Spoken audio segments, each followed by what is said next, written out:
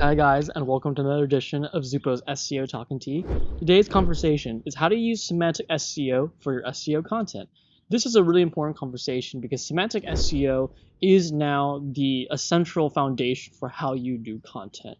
Semantic SEO is the way that Google has been understanding content and websites for a while now. So a lot of sites, if you're doing SEO, you really need to know your semantic SEO. So before we dive on in, I want to introduce the tea today we're having. We're having a jasmine green tea. Um, Jasmine green tea is something that I like to drink when it's a little bit hotter and you can see the sun. It's just because you brew it at a lighter temperature, and so it's kind of a nice soothing but not super duper hot tea to drink on a hotter day. It's kind of unusual. The sun's really bright out when it's been pretty cold the last months. But let's go ahead. I got that brewing. Let's get chatting.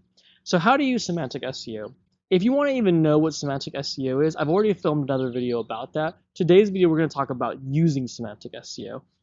So semantic SEO has a very complicated name. It kind of sounds a little bit more intimidating, but I will tell you the execution of semantic SEO isn't as difficult as the phrasing makes it out to be. So when it comes to semantic SEO, remember that semantic SEO is all about understanding entities and topics.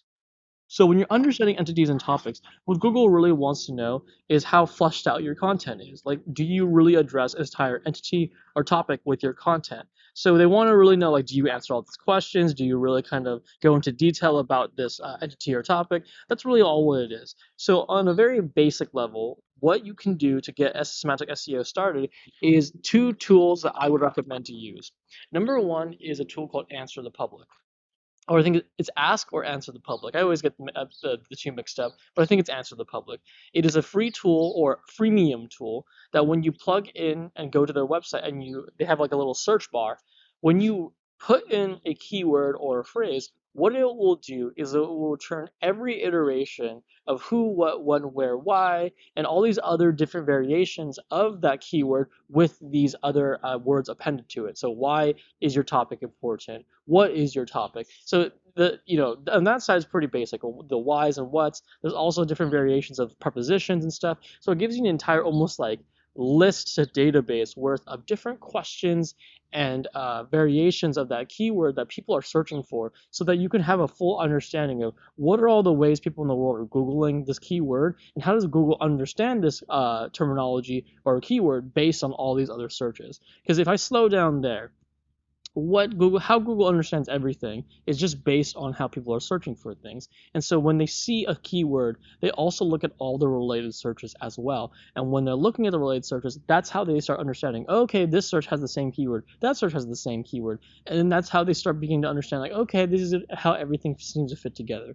And if your website has all those topics addressed, you will then start ranking better because of the semantic SEO concept and having that content to fill out your library. So that's Answer the Public. And so what I would do there, put in a keyword or a phrase, get the database out, filter it down. There's going to be a lot of stuff that's not exactly the most relevant or the most stimulating kind of topics in there, but there will be a lot of good nuggets in there to start your content strategy. So that's kind of where I always start first. Second, what I also like to do is using the Google search results themselves. What you can do is when you Google a search term, so that's the very same keyword or phrase you'd use in Answer the Public, Google that. And in Google, there will be two main areas that you can use to find some more semantic SEO content strategies. One is people also ask box. There's a table or box that has the 4 questions, and they're related to the keyword you use. We call that people also ask. If you open them, they will usually show an article that answers the question. And as you open each question, more and more will appear on the bottom. So these are a great way to also find more content topics. I have heard that Answer the Public uses the same data as the people also ask boxes, but I have also found that people also ask boxes sometimes do return unique and different topics than what we found in Answer the Public. So I also use that. In addition, there's also a area on the bottom called I think it's called related searches. It's on the bottom where at the bottom of the Google search result, they'll list about, I think it's 8 to 10 different results that say people also look for this, right? And so these are also other search results that you can also optimize for, because Google's telling you, hey, in the people also ask button, people are also asking this, but also on the bottom, people are also searching for these things related to this term. This will also give you some, I would say, like